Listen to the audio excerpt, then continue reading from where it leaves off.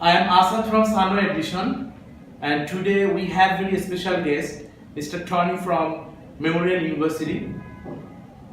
Hi there, my name is Tony. I'm the Manager of International Student Recruitment at Grenfell Campus Memorial University of Newfoundland.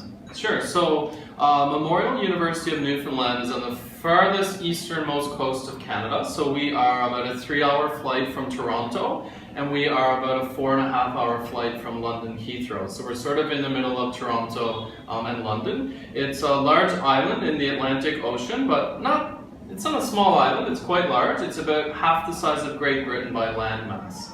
And the island itself was British until 1949 when we joined Canada. Okay, that sounds good. So now you just tell me about the courses. Sure, so Memorial University of Newfoundland is a very comprehensive university. We teach over 100 different degree programs to a student population of 19,500 students. Wow. And out of all those students, they come from about 116 different countries all around the world. Okay. And of course, I'm not sure if you know, but Bangladesh is one of our top countries represented at Memorial right now. Yeah, for sure. So out of our programs, we have arts, business, science, engineering, pharmacy, some healthcare programs as well, all the way up to a medical school. So we're a very comprehensive university. Oh, sounds good. So I just sometimes have talked with him about the Bangladeshi students, and you just tell me that what's your experience about the Bangladeshi students who are studying now at your university? Sure, so we are a very multicultural university. As I said, we have students from 116 different countries around the world. One of our most prominent communities of international students on both the Grenfell and St. John's campuses would be our Bangladeshi community.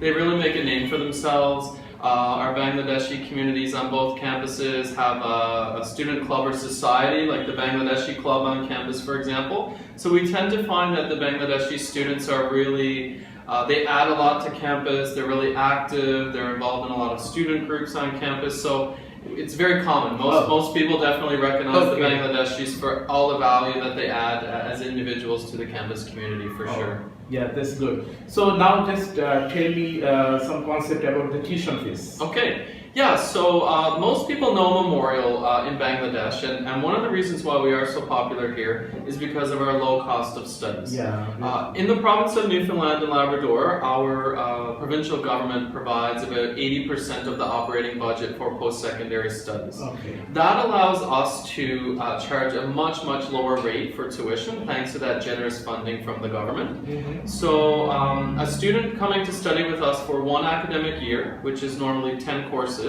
would pay just $11,460 Canadian for tuition. So a little bit less than $9,000 US for tuition for a full year of studies.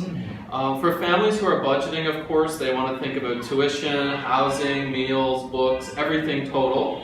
And that range would be about $20,000 to $23,000 Canadian. So total cost for a Bangladeshi student to study with us at most is about 23,000 Canadian dollars. Okay, got it. So sounds good.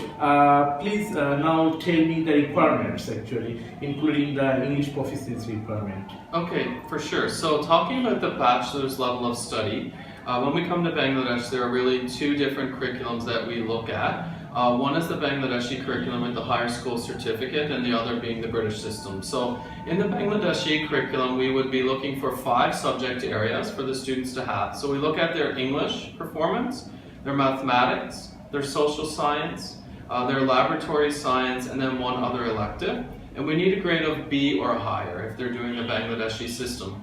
If a student is applying for a program that's in the sciences, they would definitely need a science in those 5 subject areas. If they're applying for something that's, say, liberal arts, we can allow a substitution. Okay. So if there's ever a case where a student is missing a subject area, we can allow for 1 substitution, sometimes 2, depending on what program the student is applying for.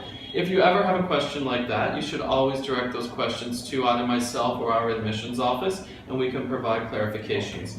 Now, in the Cambridge or British system, those 5 subject rules would apply, but we would be looking for a grade of C or higher. For our English proficiency requirements, for the IELTS test, we would be looking for 6.5 overall, with no less than 6 in sub-scores. However, we do have English language bridging options, which allow students to study part-time English and part-time undergraduate studies, and those levels would begin at an IELTS 4.5 or higher. So we do have options for students with 4.5 and above as well. Okay. Various levels of English. Okay, thank you for the information. So I believe that from this video, all of the students, you will get a very clear concept